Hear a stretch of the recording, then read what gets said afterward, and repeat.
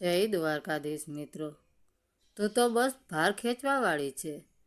છૂટાછેડાની અદાલતમાં પતિના આ અપમાન પછી પત્નીએ જે સત્ય સોની સામે બતાવ્યું તેનાથી આખો રૂમ શસ્તબંધ રહી ગયો.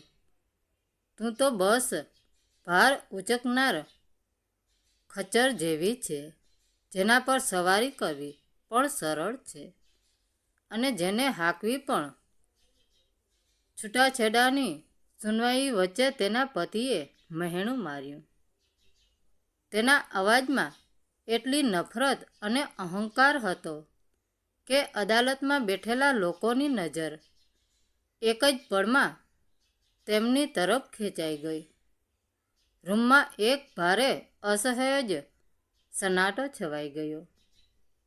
તેણે તરત કોઈ જવાબ ના આપ્યો. ન બૂમાબૂમ, ન હોબાળો, ન આંસુ.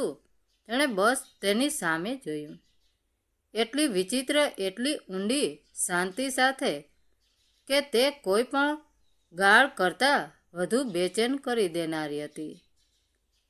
પરંતુ જ્યારે થોડીવાર પછી હળવા ધ્રુજતા હાથે તેણે અદાલતની સામે પોતાની સાડીનો ઉપરનો પાલવ હટાવ્યો, ત્યારે આખા રૂમમાં જાણે એક ધ્રુજારી દોડી ગઈ. અને એ પળ પછી ત્યાં હાજર કોઈ પણ વ્યક્તિ પહેલા જેવી ન રહી. જયપુરની ફેમિલી કોર્ટ તે દિવસે ખીચોખીચ ભરેલી હતી. જોકે આ કોઈ બહુ ચર્ચિત કે મીડિયાવાળો કેસ નહોતો. તેમ છતાં તેમાં એક અજીબ પ્રકારની ખામોશ સનસનાટી હતી, જેણે વકીલો, કોર્ટના કર્મચારીઓ અને તમાશાબીનોને પોતાની તરફ ખેંચી લીધા હતા. રાજસ્થાનનો એક જાણીતો બિઝનેસમેન, તેની પત્ની જે વર્ષોથી જાહેરમાં ખૂબ ઓછું બોલતી હતી, અને છૂટાછેડાનો એક કેસ જે શરૂઆત માત્ર એક સામાન્ય કાનૂની પ્રતિક્રિયા લાગતો હતો, પરંતુ ધીમે ધીમે એક નિયમ આયોજનબદ્ધ અને ક્રૂર વિઘટનમાં ફેરવાઈ ગયો હતો. નન્હી સિંહ, 41 વર્ષની, તે દિવસે ઘેરા વાદળી રંગની સાડી પહેરીને પહોંચી હતી. તેના વાળ વ્યવસ્થિત અંબોળામાં બાંધેલા હતા અને તેના ચહેરા પર એવી શાંતિ હતી જે જાણે અનેક રાતો સુધી અરીસાની સામે પોતાની જાતને સંભાળવાની રિહર્સલ કરવાની પેદા થઈ હોય. બીજી તરફ બેઠો હતો વિક્રમ રાઠોડ. રાજસ્થાનમાં લક્ઝરી હોર્સ રાઇડિંગ, ઘોડેસવારી, સફારી, હેરિટેજ કોટેજ અને ગ્રામીણ પ્રવાસનું મોટું નામ. તેના ચહેરા પર એ જ શ્રીમત હતું જે મોટાભાગે એવા પુરુષોના ચહેરા પર જામી જાય છે જેઓ ઘણા લાંબા સમયથી એવું માનતા આવ્યા હોય કે આસપાસ ગમે તેટલી ગંદકી કેમ ન હોય, તેઓ દરેક વખતે સાપ બચી જશે. તેમના લગ્નને 19 વર્ષ થઈ ગયા હતા. જૂના ફોટાઓમાં તેઓ એક આદર્શ દંપતી જેવા દેખાતા હતા. પશુ મેળાઓમાં સાથે, સ્થાનિક નેતાઓ સાથેના ભોજન સંભારમાં, ચેરિટી કાર્યક્રમોમાં, નવા રિસોર્ટના ઉદ્ઘાટનમાં, ઘોડેસવારીના આયોજનોમાં, મંદિરના વાર્ષિક ઉત્સવોમાં, પરિવાર સાથેના ફોટાઓમાં શ્રીમત કરતા. એકદમ પરફેક્ટ તસવીર, પરંતુ ઘરની અંદરની કહાની સાવ અલગ જ હતી. નન્હી જ હિસાબ કિતાબ સંભાળતી હતી, તે જ રૂમની સફાઈ જોતી હતી, તે જ સપ્લાયર્સ સાથે વાત કરતી, ફોન પર બુકિંગ લેતી, મહેમાનોને નાસ્તો પીરસતી, અને જ્યારે સ્ટાફ ઓછો પડતો ત્યારે તે તબેલા સુધી જઈને ઘોડાઓની દેખભાળમાં પણ હાથ બટાવતી. છતાંય તેને ક્યારેય અસલી ભાગીદાર માનવામાં ન આવી. તેને ક્યારેય તેની મહેનત લાયક પગાર ન મળ્યો. કાગળોમાં તેનું નામ ક્યારેય એ રૂમમાં નોંધાયું ન હતું જે તે વાસ્તવમાં હતી. એક એવી સ્ત્રી જેણે પોતાના શરીર, પોતાના સમય અને પોતાની આખી જિંદગીથી એ કારોબાર ઊભો રાખ્યો હતો. બધું જ વિક્રમના નામે હતું. મામલો ત્યારે વણસી ગયો જ્યારે નન્નીએ આર્થિક વળતર અને લગ્ન દરમિયાન ઊભી કરેલી સંપત્તિમાં પોતાનો હિસ્સો માગ્યો. વિક્રમે એ જ કર્યું જે તે હંમેશા કરતો આવ્યો હતો. અપમાન. તેણે કહ્યું કે નન્નીની વાતને વધારી ચડાવીને કહે છે, માનસિક રીતે અસ્થિર છે, પૈસાની સમજ નથી રાખતી અને કામની બાબતમાં નબળી છે. તેનો વકીલ કાનૂની શબ્દોની આડમાં એ તિરસ્કારને ઢાંકવાનો પ્રયાસ કરી રહ્યો હતો. પરંતુ વિક્રમે તો દેખાડો કરવાની પણ જરૂર ન સમજી. મારી પત્નીને હંમેશા નાટક કરતા આવડતું હતું. તેણે ખુરશી પર ઢીલ અંદાજમાં પાછળ ટેકો લેતા કહ્યું, એવી રીતે બોલી રહી છે જાણે આખો બિઝનેસ તેણે એકલા હાથે ઊભો કર્યો હોય. સાચું તો એ છે કે આ હંમેશાથી ભાર ઉચકનાર જાનવર જેવી જ હતી. જ્યારે ઈચ્છો ત્યારે કામ લો, જ્યારે ઈચ્છો ત્યારે હાકો. એક પળ માટે બધું થંભી ગયું. નન્નીએ આંખોનો પલકારો પણ ન માર્યો. વિક્રમે જોયું કે કોઈએ તેને તરત અટકાવી નથી રહ્યું. તો તેના ચહેરાનું શ્રીમત વધુ પહોળું થઈ ગયું. પછી તેણે છેલ્લો વાર કર્યો, માનનીય ન્યાયાધીશ મહોદયા, સીધી સાદી વાત છે.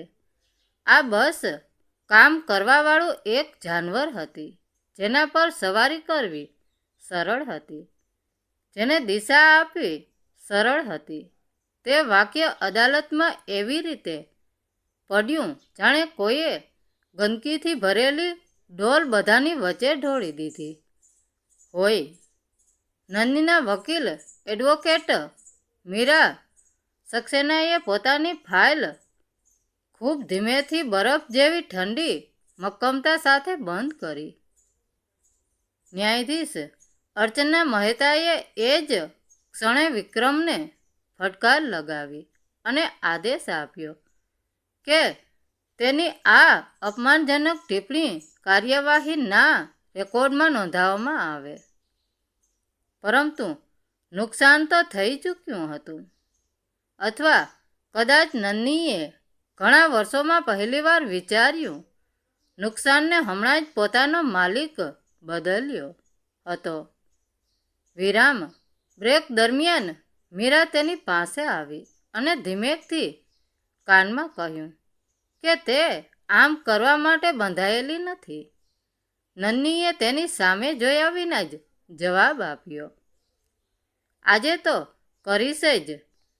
જ્યારે સુનવાઈ ફરી શરૂ થઈ ત્યારે ન્યાયાધીશે પૂછ્યું કે શું વાદી પક્ષ પુરાવાની પ્રક્રિયા પૂરી થતાં પહેલાં કંઈક વધુ ઉમેરવા માગે છે. નન્ની ઊભી થઈ. એનો અવાજ સપ્ટસ હતો, સ્ત્રીથ હતો, કોઈ પણ જાતની ધ્રુજારી વિનાનો હતો. જી માનનીય ન્યાયાધીશ મહોદયા, મારા પતિએ હમણાં કહ્યું કે મને ચલાવવી સરળ હતી. અને હા, એ સાચું છે, સરળ હતું, કારણ કે ઘણા વર્ષો સુધી તેમણે મને ચૂપ રહેતા શીખવાડ્યું. પરંતુ આજે હું બોલવા નથી આવી, આજે હું બતાવવા આવી છું. અદાલતના વિશાળ ઔપચારિક ઓરડામાં એક અનોખી ખામોશી છવાઈ ગઈ. ન્યાયાધીશ અર્ચના મહેતાએ પોતાના ચશ્મા સરખા કર્યા અને નન્ની તરફ ગંભીરતાથી જોયું. વિક્રમના ચહેરા પરનો શ્રીમત હવે થોડું ફીકું પડી ગયું હતું. તેના કપાળ પર એક અદ્રશ્ય કરચલી ઉપસી આવી હતી. નન્ની ધીમા પગલા વિટન નેક્સ બોક્સની બહાર આવી. તેના ચહેરા પર એ જ અકળ શાંતિ હતી જે તોફાન પહેલાના દરિયામાં હોય છે. તેણે એક ઊંડો શ્વાસ લીધો અને પોતાના ધ્રુજતા હાથ સાડીના પાલવ તરફ લંબાવ્યા. મીરા, તેની વકીલ, અડધી ખુરશી પરથી ઊભી થઈ ગઈ. આ તેમની યોજનાનો ભાગ નહોતો, પણ નન્નીએ તેને એક ઈશારાથી રોકી દીધી. તમે બધાએ મારી 19 વર્ષની સફળ લગ્નજીવનની વાર્તા સાંભળી. નન્નીનો અવાજ રૂમમાં ગૂંજ્યો. તમે એ પરફેક્ટ તસવીરો જોઈ જેમાં હું વિક્રમ સાથે ઊભી છું. તમે એ પ્રોપર્ટીના કાગળો જોયા જેમાં મારું નામ ક્યાંય નથી. અને હમણાં જ તમે સાંભળ્યું કે હું એક ભાર ઉચકનાર ખચ્ચર જેવી હતી. તેણે વિક્રમ તરફ જોયું. તેની આંખોમાં કોઈ ડર નહોતો, કોઈ ફરિયાદ નહોતી, માત્ર એક ખાલીપો હતો. વિક્રમે નજર ચોરાવવાનો પ્રયાસ કર્યો. વિક્રમ સાચું કહે છે, નન્નીએ ધીમેકથી કહ્યું. હું ખરેખર ભાર ઉચકતી હતી, પણ એ ભાર માત્ર કારોબારનો નહોતો. એ ભાર એની મહત્વાકાંક્ષાઓનો, એના ખોટા અહંકારનો અને સૌથી વધુ એના ગુસ્સાનો હતો. આટલું કહેતા જ નન્નીએ પોતાના સાડીના પાલવને પકડેલી પિન હળવેકથી કાઢી અને પાલવને પોતાના ડાબા ખંભા પરથી નીચે સરકાવી દીધો. તેની નીચે તેણે જે બ્લાઉઝ પહેર્યો હતો તેની પીઠ અને ખંભાનો મોટો હિસ્સો ખુલ્લો હતો. અદાલતના રૂમમાં એક સન્નાટો શ્વાસ લેવાયો. કોઈક મહિલા વકીલના મોંમાંથી હળવી ચીસ નીકળી ગઈ. ન્યાયાધીશ અર્ચના મહેતા શસ્તબંધ થઈને પોતાની ખુરશી પરથી સહેજ આગળ ઝૂક્યા. નન્નીની પીઠ અને ડાબો ખંભો ભૂતકાળની ભયાનક કહાનીઓ કહેતા હતા. ત્યાં અગણિત નિશાનો હતા, કેટલાક જૂના અને ઝાંખા, કેટલાક થોડા નવા. એ નિશાનો ચાબુકના નહોતા, એ નિશાનો ચામડાના બ્લેડના હતા, ઘોડાને મારવાની ચાબુકના હતા અને સિગરેટના ડામના હતા. એની ગોરી ચામડી પર એ કાળા ભૂરા ડાઘ જાણે કોઈ ક્રૂર નકશા જેવા દેખાતા હતા. આ એ સવારીના નિશાનો છે, માનનીય ન્યાયાધીશ મહોદય. નન્નીના અવાજમાં હવે પહેલીવાર એક હળવી ધ્રુજારી આવી, પણ તે રોકાઈ નહીં. આ એ બધી રાતોનો હિસાબ છે, જ્યારે કારોબારમાં કોઈ ડીલ કેન્સલ થતી, જ્યારે કોઈ મહેમાન ફરિયાદ કરતો કે જ્યારે વિક્રમનો મૂડ ખરાબ હતો. આ એ સફારીના નિશાનો છે જે આ માણસ મારી પર કરતો હતો. વિક્રમનો ચહેરો સાવ શ્વેત પડી ગયો. તેના વકીલ પાસે બોલવા માટે કોઈ શબ્દો નહોતા. રૂમમાં પિન ડ્રોપ સાયલન્સ હતું, જે માત્ર કેટલાક લોકોના ડુસકાના અવાજથી તૂટી રહ્યું હતું. નન્નીએ આગળ કહ્યું, તમે કહો છો ને વિક્રમ કે મને કોઈ સમજ નથી. મને પૈસાની કે કારોબારની સમજ કદાચ નહીં હોય, પણ મને એ સમજ ચોક્કસ હતી કે જો હું એક પણ વાર અવાજ ઉઠાવીશ તો બીજા દિવસે મારી દીકરી પર પણ આવા જ નિશાનો હશે. મેં આ ભાર એટલા માટે ઉચક્યો કારણ કે મને મારી દીકરીને આ જાનવરથી બચાવવી હતી. તેણે પોતાનો પાલો પાછો સરખો કર્યો. આજે મારી દીકરી 18 વર્ષની થઈ ગઈ છે અને સલામત જગ્યાએ ભણી રહી છે. આજે હું એને ડરતા ડરતા નહીં પણ ગર્વથી કહેવા માંગુ છું કે એની માં એક ભાર ઉચકનાર ખચ્ચર નથી, પણ એક એવી સ્ત્રી છે જેણે પોતાનું બલિદાન આપીને એનું ભવિષ્ય બચાવ્યું છે. ન્યાયાધીશ અર્ચના મહેતાની આંખોનો પણ ભીની થઈ ગઈ હતી. તેમણે અત્યંત કડક અવાજે આદેશ આપ્યો, આ કેસની ફાઇલ ફરીથી ખોલવામાં આવે અને પોલીસને આ મહિલા પર થયેલા શારીરિક અને માનસિક અત્યાચાર માટે તરત જ FIR દાખલ કરવાનો આદેશ આપવામાં આવે છે. એક માણસના અહંકારે તે દિવસે માત્ર એક લગ્ન જ નહોતા તોડ્યા, પણ અદાલતના એ રૂમમાં બેઠેલા દરેક વ્યક્તિની અંદર રહેલા માનવતાના વિશ્વાસને પણ હચમચાવી દીધો હતો. નન્હી સિંહ આજે એક પીડિતા તરીકે નહીં પણ એક યોદ્ધા તરીકે ઊભી હતી. ન્યાયાધીશ અર્ચના મહેતાના આદેશ પછી અદાલતના રૂમમાં જાણે કોઈએ ટાઈમ બોમ્બ ફોડ્યો હોય તેવી સ્થિતિ હતી. વિક્રમના વકીલે ગભરાયેલા સાદે કંઈક કહેવાનો પ્રયાસ કર્યો, પણ મેડમ, આ એક તરફી આરોપ છે. અમે જામીન માટે કોઈ જામીન નહીં મળે.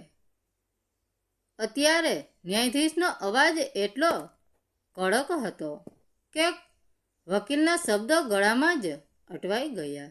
આ કોર્ટની અંદર એક મહિલાએ પોતાના પર થયેલા બર્બર અત્યાચારના જીવંત પુરાવા રજૂ કર્યા છે. પોલીસ કસ્ટડીમાં જ આગળની પૂછપરછ થશે. કોર્ટ બરખાસ્ત કરવામાં આવે છે.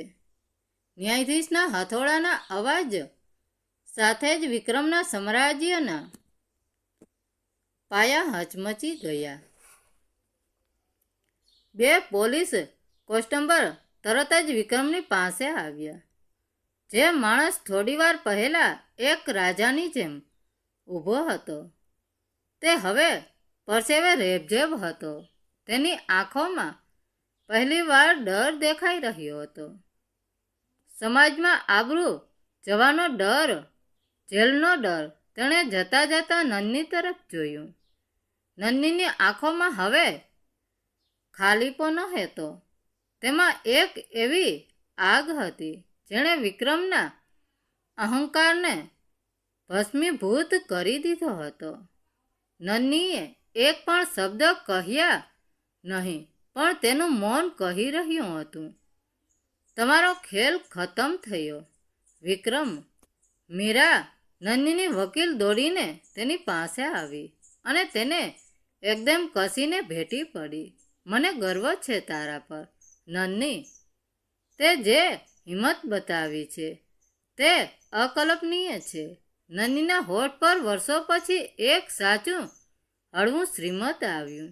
તેણે પોતાનો પાલવ સરખો કર્યો અને મીરાનો હાથ પકડીને ધીમેકથી અદાલતના રૂમની બહાર આવી. બહાર લોબીમાંથી પસાર થતી વખતે લોકોની નજરો તેના પર જડેલી હતી, પણ આજે એ નજરોમાં દયા નહોતી, સન્માન હતું. જેવી તે કોર્ટના વિશાળ દરવાજાની બહાર પગથિયા પર આવી, બપોરના સૂર્યનો આછો તડકો તેના ચહેરા પર પડ્યો. 19 વર્ષ સુધી એક અંધારા ઓરડામાં ઘૂંટાઈ રહેલી સ્ત્રી આજે પહેલીવાર ખુલ્લા શ્વાસ લઈ રહી હતી. તે તડકો તેને ધજાડતો નહોતો પણ રૂજ આપતો હતો. અચાનક તેના પર્સમાં રહેલો ફોન રણક્યો. સ્ક્રીન પર નામ ફ્લેશ થઈ રહ્યું હતું, મારી જાન આર્યા. નન્હીના ધ્રુજતા હાથે ફોન ઉપાડ્યો. હેલો બેટા. સામે છેડેથી 18 વર્ષની આર્યાનો રડમસ પણ મક્કમ અવાજ આવ્યો. માં, મીરા આંટીએ મને બધું જ કહ્યું. મને માફ કરી દે માં. તું મારા માટે આટલું બધું સહન કરતી રહી અને મને ખબર પણ ન પડવા દીધી. તું કોઈની ગુલામ નથી માં. તું મારી હીરો છે. દીકરીના આ શબ્દો સાંભળતા જ નંદીની આંખોમાંથી આંસુનો બંધ તૂટી પડ્યો. પણ આ આંસુ પીડાના ન હતા. આ આંસુ આઝાદીના હતા. આ એ વરસાદ હતો જે અગ્નિ પરીક્ષા પછી જમીનને ઠંડક આપે છે. હું હવે બિલકુલ ઠીક છું દીકરા. હવે આપણે ક્યારેય કોઈનાથી ડરવાની જરૂર નથી, નન્નીએ ફોનમાં કહ્યું અને આકાશ તરફ જોયું. એક સમય હતો જ્યારે વિક્રમ તેને ભાર ઉચકનારું ખચ્ચર સમજતો હતો, પણ આજે એ જ ખચ્ચરે પોતાની પીઠ પર લદાયેલો એ ખોટો સંબંધોનો અને જુલમનો બધો જ ભાર ફગાવી દીધો હતો. હવે તે કોઈ ભરવાહક પ્રાણી નહોતી, પણ એક મુક્ત પંખી હતી જેણે હમણાં જ પોતાની નવી પાંખો ફેલાવી હતી. જીવનની એક નવી સવાર તેની રાહ જોઈ રહી હતી. મિત્રો, વાર્તા કેવી લાગી?